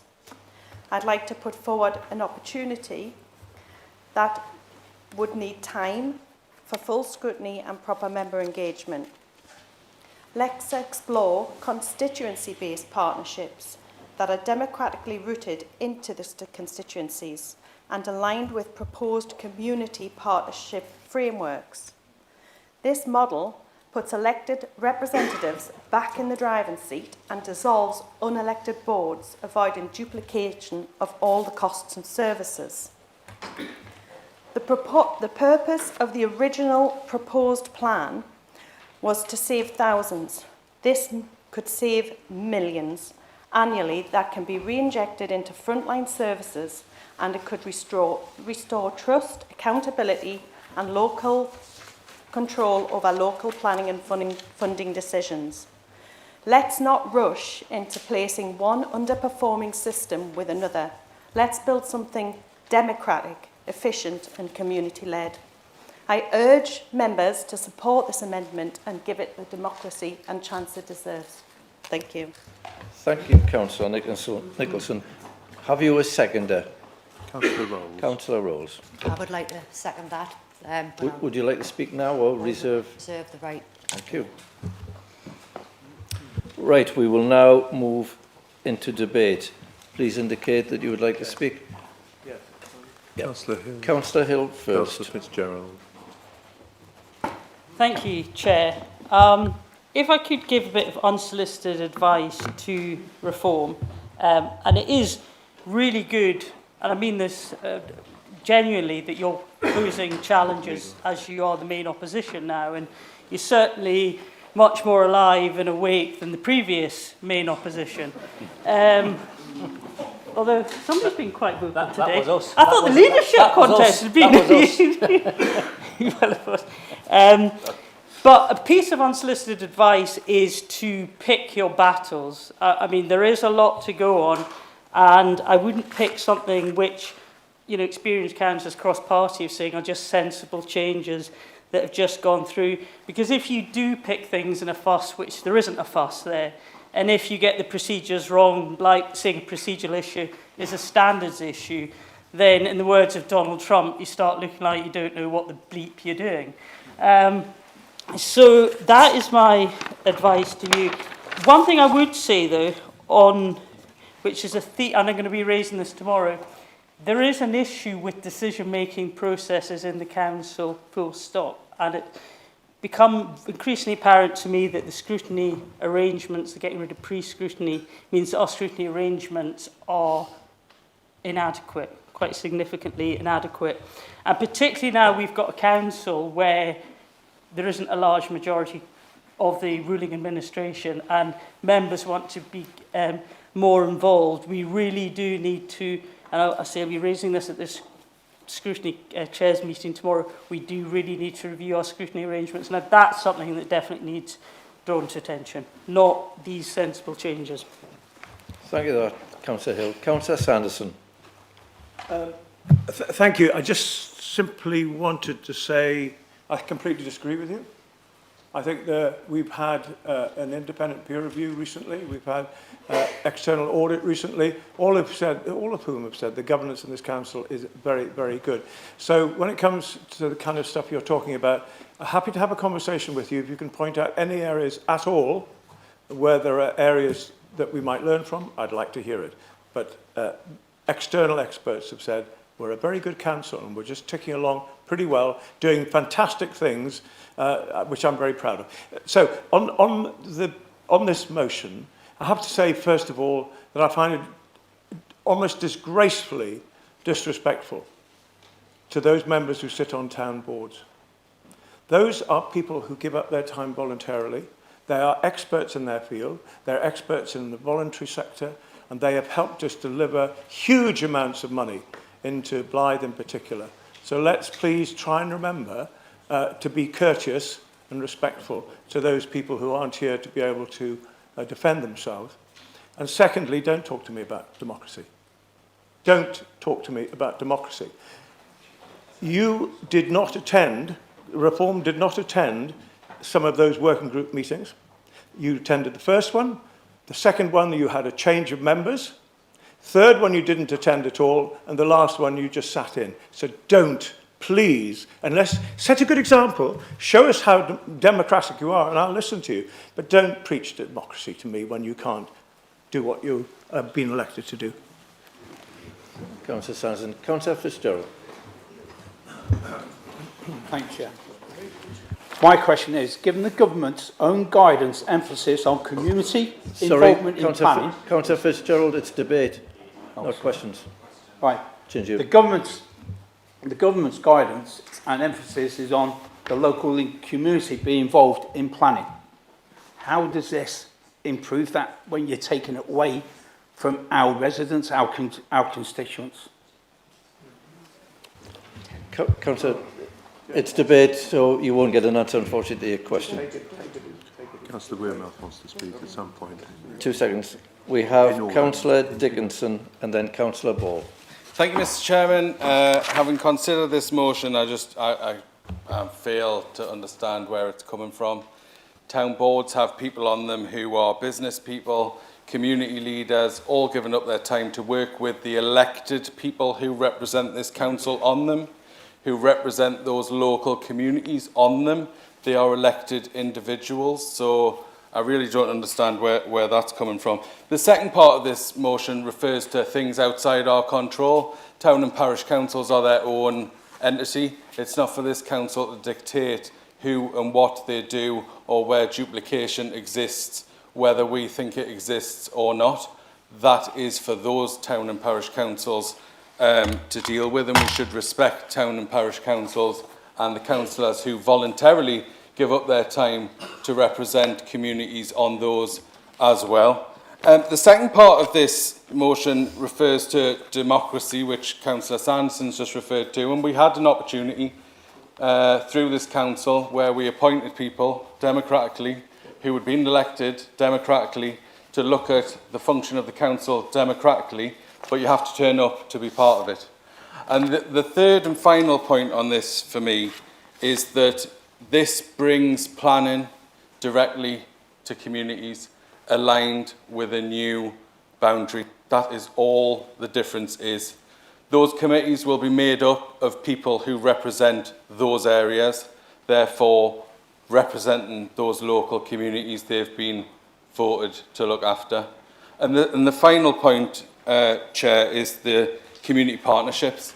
This is about opening up what was the lax, which felt like a council meeting, and no offence to Richard, you know, no matter what you do or what you perform, nobody's coming to watch you at the council.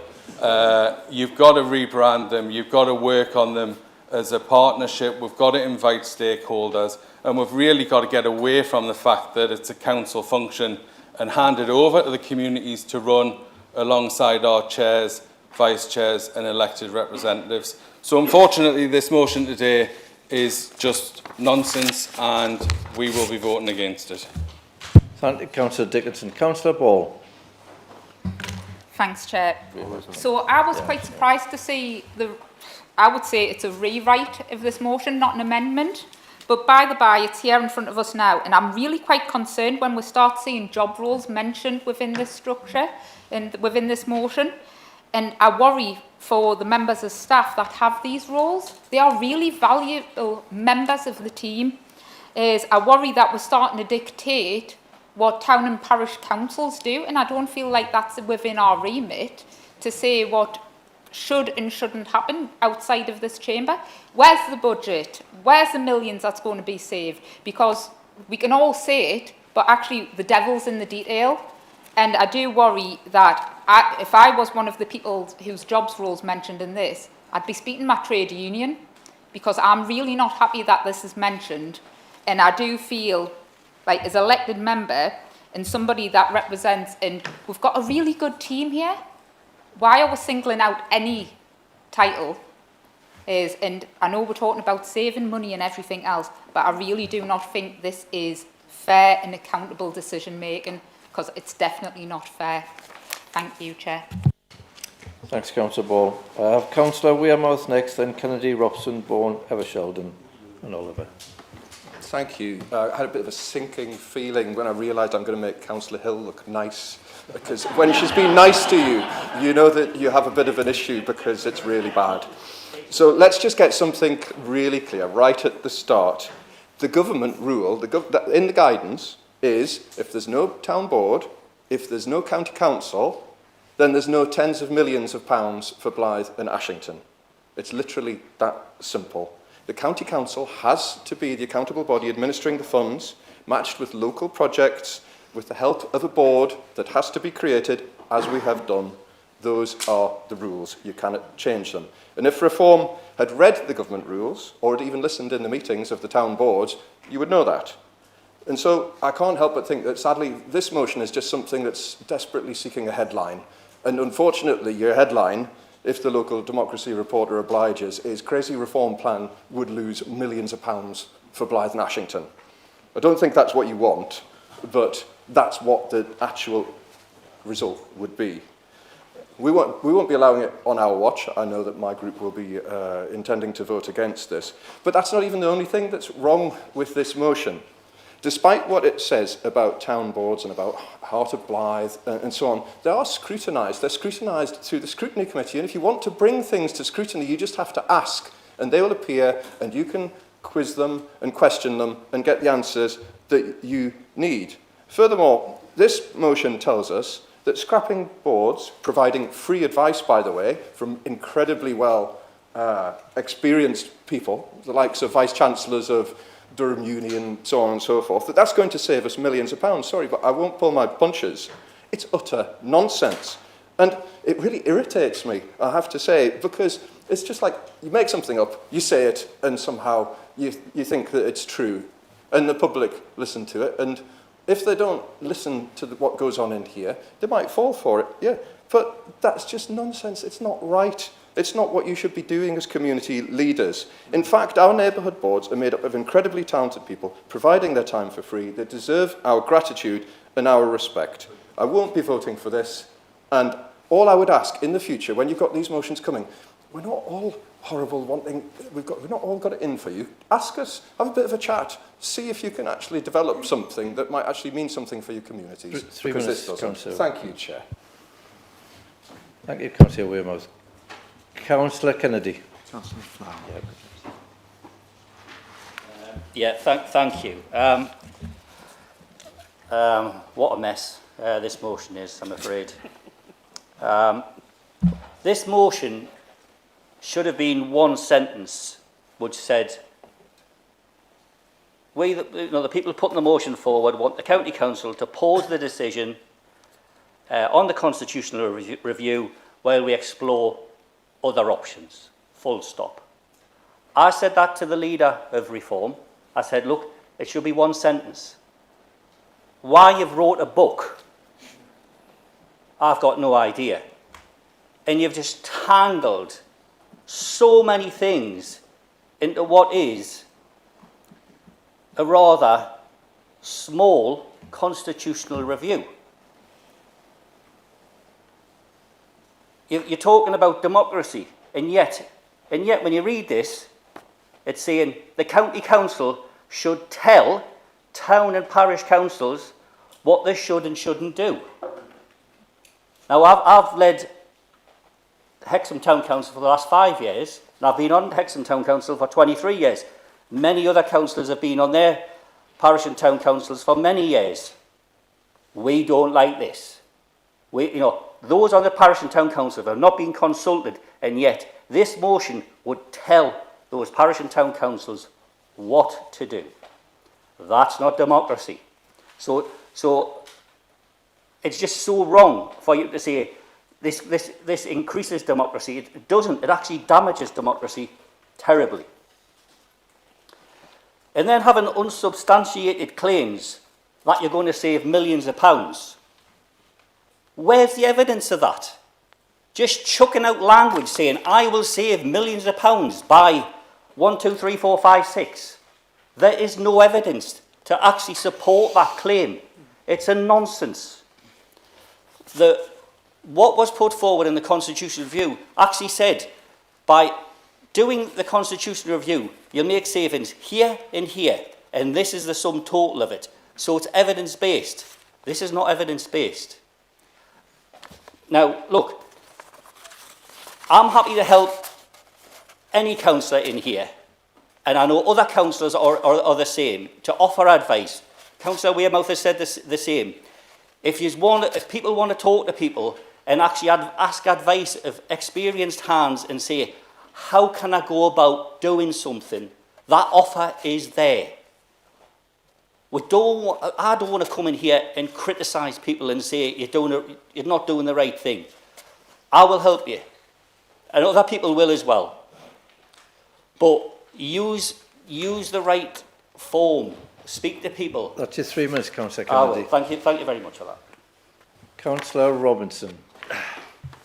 Thank you, Chair. I'm pleased it's not just me that's confused with this. For all the reasons that's been mentioned, but what I'm really concerned about is dissolving these boards, because I don't know how it works anywhere else, but I know how it works in Bedlington. And it took me years to get Bedlington into the Borderlands funding. And not only have we got into that funding, we've actually managed to get into other funding. And you're talking about dissolving that board that's made up of 2 parish councils, parish council and town council, with a smattering of councillors from each. All the 4 county councillors, we've got professionals, we've got officers, we've got independents. So we've got a good cross-representation of the community. And to say that there's no oversight, that's ridiculous. There's too many councillors on there for there not to be any oversight. But what I'm really concerned about is if we do that and Bedlington loses any money, that's something I'll fight all the time. Not going to allow it. Thank you. Thank you, Councillor Robinson. Councillor Bourne. Thank you, Chair. Okay, where to start? Well, I'll start off on a positive. It's actually about, sort of, the County Council of Northumberland, so it's not the usual cut out and paste national union debate about Palestine or whatever they usually do. So good, well done for that.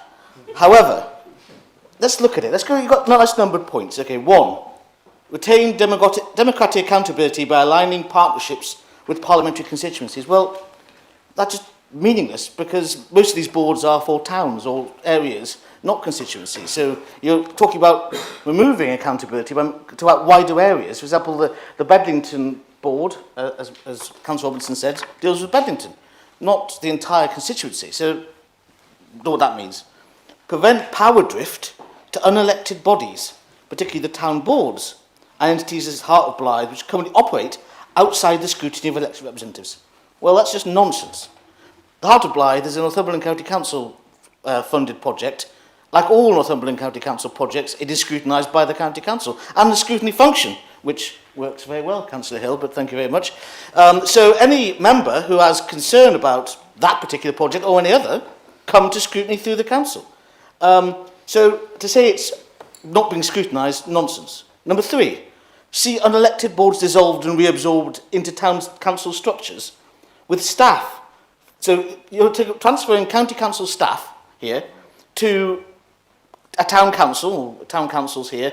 Town councils don't have the budget for those staff, nor the procedures or the funding. And as Councillor Wearmouth says, you do this, the funding disappears because it's tied to government rules. So again, nonsense.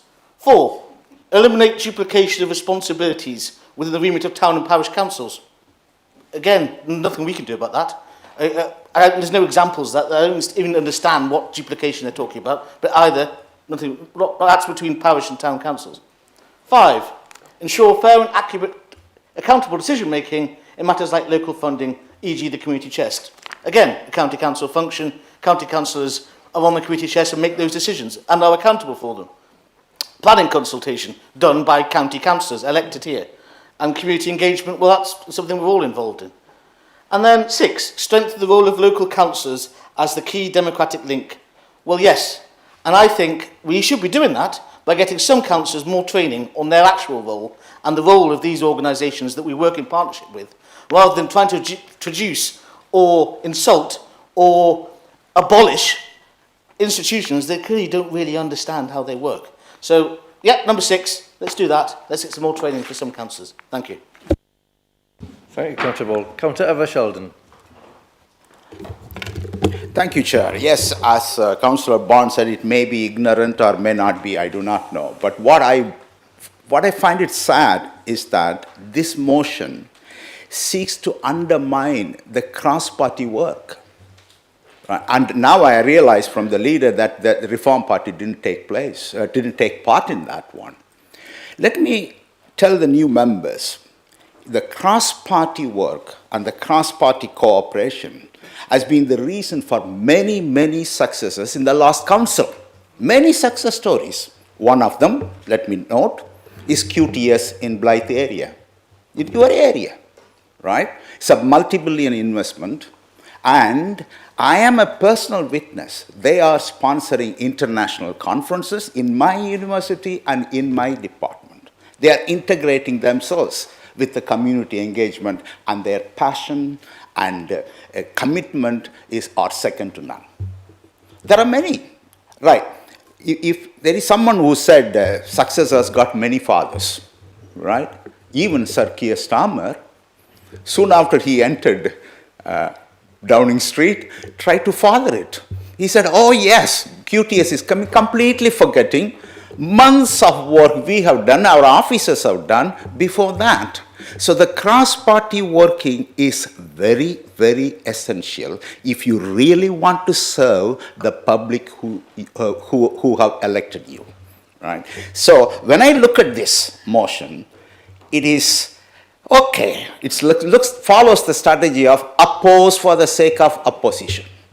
That is a bad idea, members, so we shouldn't do it. I hope this is the last one of this nature, right? I will definitely not support this motion. Thank you. Thank you, Councillor Sheldon. I have 3 more speakers before I go to Councillor Rawls and Nicholson. I've got Councillor Oliver, Flower and Dodd. Councillor Oliver. Thank you, Chair. I think, first of all, the point about the lack of democracy, there is nothing more democratic than an all-party working group, because effectively it means that every member, every resident has voted for one of those parties and therefore has a representative in that room. I think the point about town boards and abolishing them, it's a contractual requirement of the government funding. So if we were to pass this motion, we would immediately be putting ourselves into a breach of contract and presumably allowing the government to claw the money back from us. Lots of money, as Councillor Wearmouth has pointed out, unprecedented levels of investment in Blythe would just be potentially lost. It's hard, however hard you try, to see how millions of pounds could be saved. You might get to thousands if you're lucky, but certainly not tens of thousands and certainly not millions. In terms of the point about duplication with town and parish councils, I've been a county councillor and a parish councillor for 8 years. I see very, very little duplication in terms of what they do. They're entirely different organisations. And then there was a particular phrase in this motion I didn't really understand, joined up democratic localism. I don't quite know what that means, but it sounds like it's being written by ChatGPT. Thank you, Councillor Oliver. Councillor Flower. Thank you very much. It's been quite hard to listen to what everybody's been saying, visceral comments. We are weeks into being county councillors. We don't know how things work. You've been doing them for years. To say that you have people who are all expert in this, that and the other, do you think we don't have expertise that we can bring to the council? Do you think we all just born yesterday? We do have expertise that you could use. But standing here today and just pouring bile on us because we may have not done something very well we're very new. We're just weeks in, and it's going to be a steep learning curve. But you've got us for the next 4 years, so you can either work with us or just keep on pouring all that bitterness on us. Up to you. Thank you. Thank you, Councillor Flower, for that. And we can turn around. You can work with us. We're trying. The final one before I go to Councillor Rawls and Nicholson, Councillor Dodd. Yeah, I hear what you say. We all started here somehow at our first meeting. I sat over there somewhere down the bottom when it was Conservative over there, and it was Labour over here. And Labour was in two groups, those that were minors and those that weren't. I mean, it's obviously changed as the years goes on. Change comes across us. And it's because new people come along and put their stamp on things.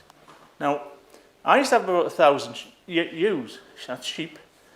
And every time you brought on a new collie pup to help you with rounding up the sheep or getting the sheep in or doing whatever, that collie pup took advice and was looked after by the older sheepdogs who showed them the ropes. Now, there was a former leader of this council, a Lib Dem, Jeff Reid, who used to say, emotions mean nothing.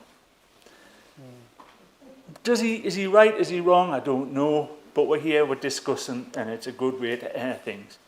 All I'm saying is that you should listen to people, find the right path, find the way to do things, and you might get some assistance. And I'm convinced there will be, you know, some advice in your group. But as stand here, there's 23 of you, and I'm not saying you don't know what you're doing, you do. But there's processes that will assist what you want to achieve, and we might all get agreement. That is the whole point of things. And I'll go back to COVID, Chair. COVID did immense damage on this council. At one time before COVID, there was a members' room where members went and had a coffee, read the papers, this and that, and you would chat all the day or in between meetings with other members, and you grew that bond between people and their ideas. That seems to be missing from this council and has been missing for a long, long time.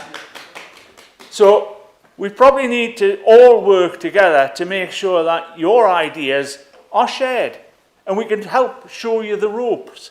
Maybe not show you the ropes if we don't like it, but that's politics. So all I'm saying is, you know, it's a new meet, we're only 2 months in. You know, there is a long way to go.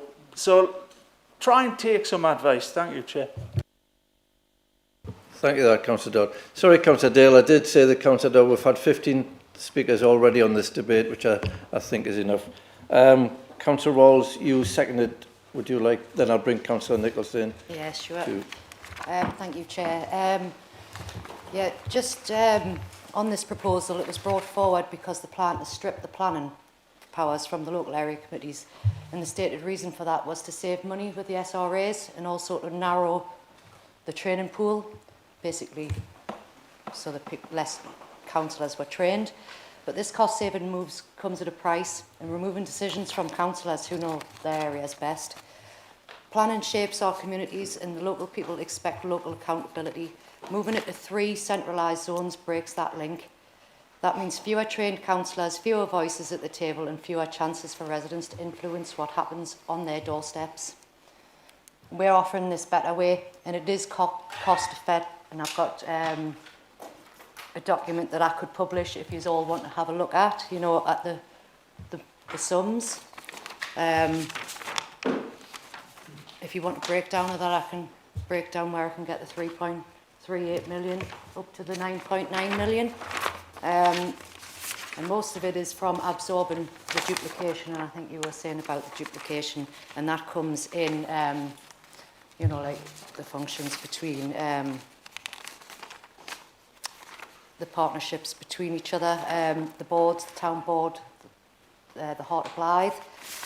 They all sort of duplicate those admin functions and event boards that all duplicate somewhere along the line, and there is loads of duplication in there. And if he's, like I said, if he's want a document, I can publish it.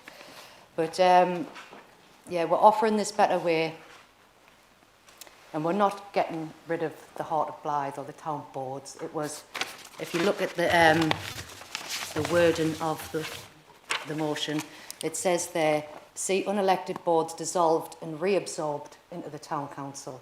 That means that they become part of one partnership instead of these multiple boards over the town, you know, Ashford, Blythe, Cramlett, and all of them have got their own equivalent of these boards. So we were looking at where them savings could be made and how we can streamline a lot of the cost.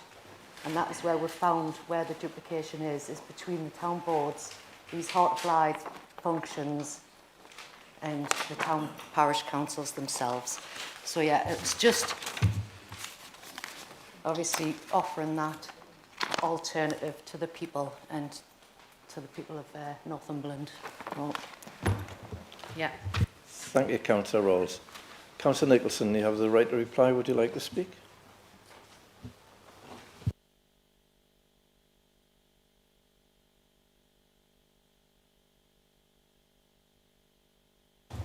Yeah.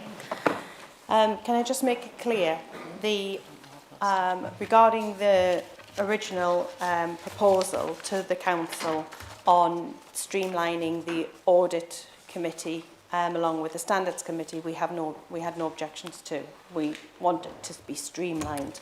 It obviously saves money and it brings those ideas together, you know, where one board can oversee it. This was the same idea that we were trying to put forward. It obviously hasn't come across in the right way, but what we're trying to say is the same reason the Standards and Audit Committee are being brought together. We were trying to do that with the LACs because there is a lot of duplication, and like I say, we have got some detailed figures where we believe these savings will be. Obviously, we didn't put them out to the council because that's something that the cross-party constitutional review group would be looking to discuss. If that was passed today, we would have had officer input to help us, and of course with our member colleagues on that board. We just do ask that you do consider, you know, if not this, a way that we can save more than just thousands, because the reasons put to us for this, you're talking a few thousand, and the changes weren't just for savings in the SRAs, they were also for changes in savings to elected members so that they didn't have to be trained.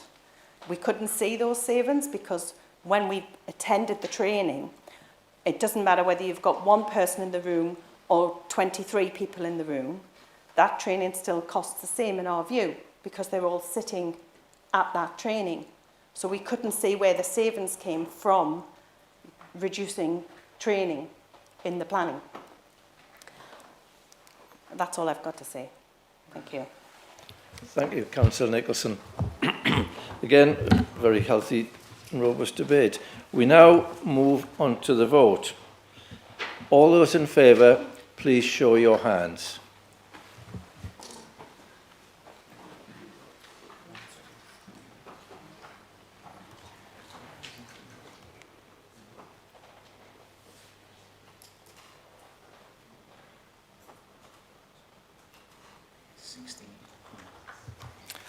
All those against, please show your hands.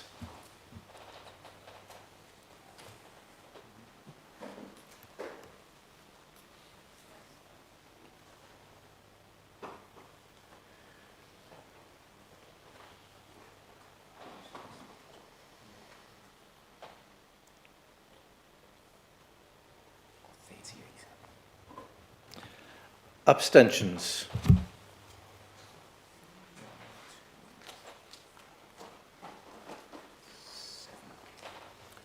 The motion is lost. The motion is lost. 14 to 16. 40 against, 16 for. Yeah, 16 for, 40 against.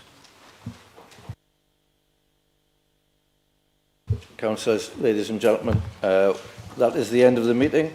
I now close the meeting.